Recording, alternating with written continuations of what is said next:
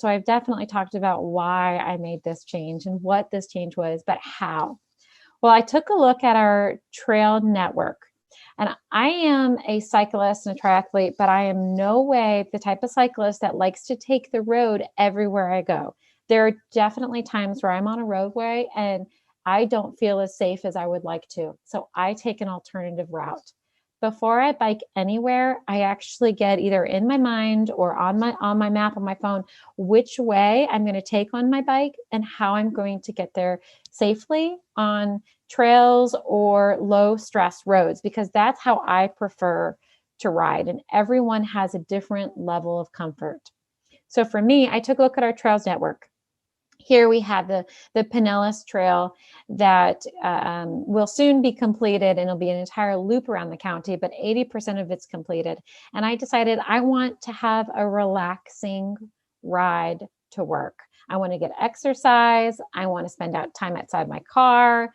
I want to spend time on my bike and enjoy my commute. So I actually take this trail network. I connect, just about a block away from a trail, which is really fantastic. And I do have about a half mile off of the trail actually getting to my office.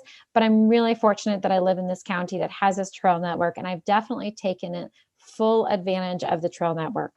I could actually get to work faster by not using the trail network, but for me, I found the commute more enjoyable, less stressful, and actually I get a little bit more exercise taking the trails. So this was my strategy. How did I really do this? So this is a really practical approach.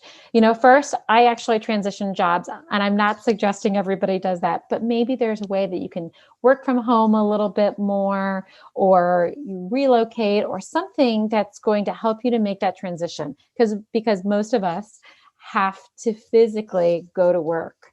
And I actually switched jobs. I took an approach that I wanted a higher quality of life because I wanted to spend more time with my family. Second, I'm a mom. Like I said, I really had to address my family dynamics. I had to talk with my kids a lot about the fact we're going to be biking a lot more. Mom's going to keep her car, but our goal is going to be to use our bike as often as possible. And I'm going to use my bike for getting to work. You're going to use your bike for getting to school. And we're also going to use the bike for doing our shopping within our area. My husband, fortunately, was completely on board. He loves to bike. So anytime biking to dinner with him, it sounds like a perfect night out.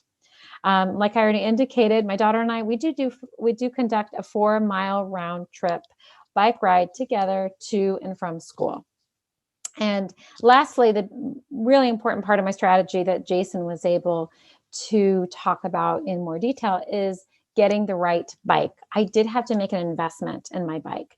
So I've got some cost savings with my car. I have lower gas, obviously, lower maintenance costs on my car, but I did have to invest in a bike that I could use for commuting.